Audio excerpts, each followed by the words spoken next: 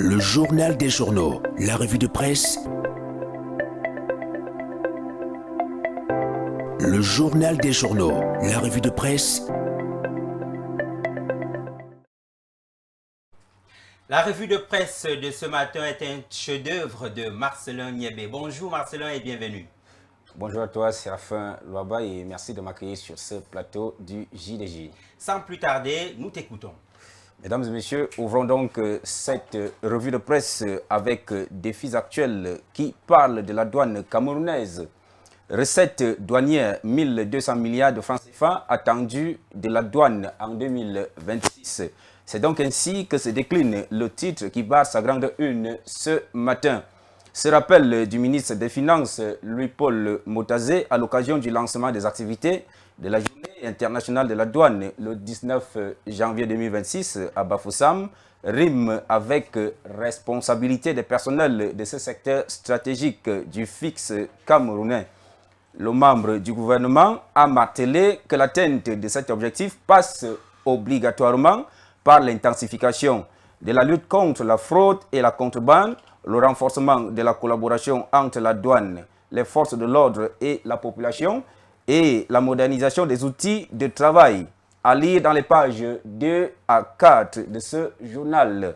En pied de une à gauche, on peut aussi lire « CEMAC, le poids de la dette extérieure au menu du sommet des chefs d'État ». C'est en page 7. À la une du Tri-Hebdo, la voix des jeunes, on peut lire « Sélection doctorale, la colère monte ». Ce secteur de l'éducation, à ce jour, ne fait pas l'unanimité. Les sélections en cycle de doctorat provoquent une vague de contestation au sein de la communauté académique.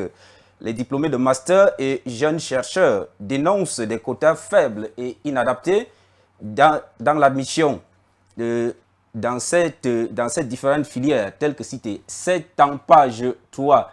Le quotidien L'étudiant parle aussi éducation ce matin et titre « Auditeurs libres, ENS et N7, éternels oubliés ».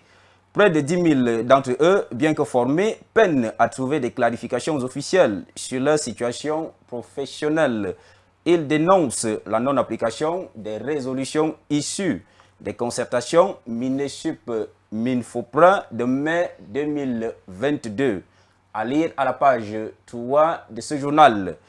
Le rédacteur en chef du journal d'expression anglaise The Guardian Post, Christian Christian, lui, invite à l'apaisement ses frères du Nord-Ouest et du Sud-Ouest. Ce journal titre « Open Letter to Anglophone Separatist Leaders, Amba Fighters ».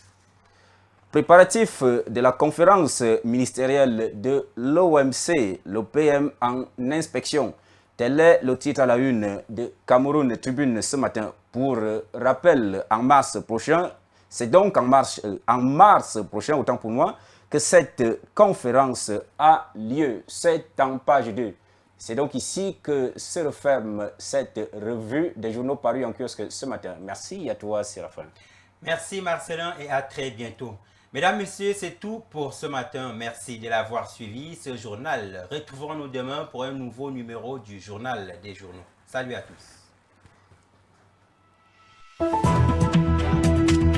Le Cameroun a un peu plus d'un an.